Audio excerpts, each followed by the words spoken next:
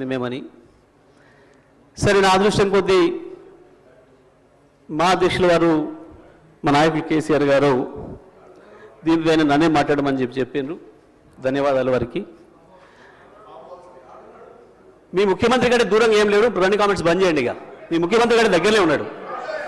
ఎక్కువ మాట్లాడొద్దు. ఇక నాకు ముందట ఎక్కువ మాట్లాడుకొని మూసుకోండి. అధ్యక్ష మాట్లాడితే ఆ రైతులకే వినిపిద్దాం ఈ విషయం కూడా అని మొత్తం వినిపించారు అధ్యక్ష. తెలుగులా ఫోన్లోనే నేను మొన్న పోయినప్పుడు ఒక తండ పోతుంటే ఇటువైపు మళ్ళీ పెద్ద మట్టి గుట్టలు కనబడుతున్నాయి. ఆగిన మళ్ళీ ఎందుకు వచ్చినాయి ఈ గుట్టలు మట్టి గుట్టలు అని.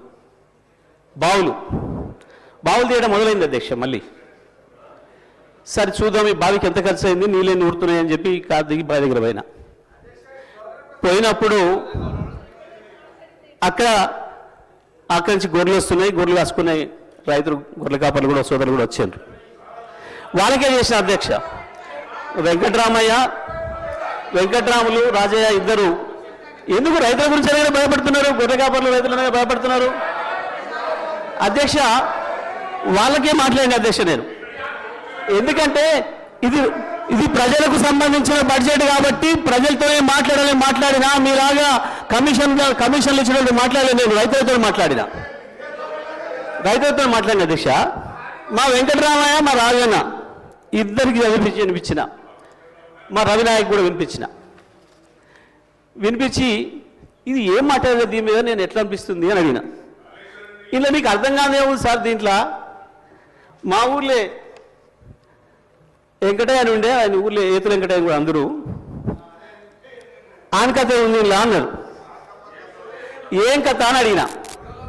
ఏ లేదయ్యా, ఒకరోజు పొద్దున్నే ఆయన భార్య సర్పంచ్ కాడికి వచ్చింది. ఆయన భార్య సర్పంచ్ కాడికి వచ్చి కంప్లైంట్ చేసింది, మా వెంకటయ్య నన్ను కొట్టిండు, జర పిలిపించి మాట్లాడమని చెప్తే ఆయన పిలిపించిండు పెద్ద మనిషి.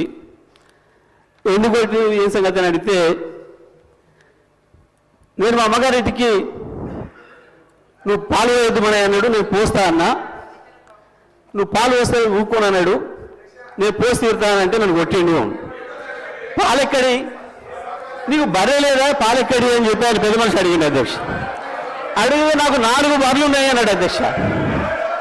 ఈ 4 బర్రెలు ఎక్కడిదా, నీకు ఒకటి కూడా లేకపోయా? మా ఊరందరం చూస్తే 50 మంది ఉన్నాం, అందరూ తెలిసి నీకు బర్రెలు లేవా ఎక్కడిదా అంటే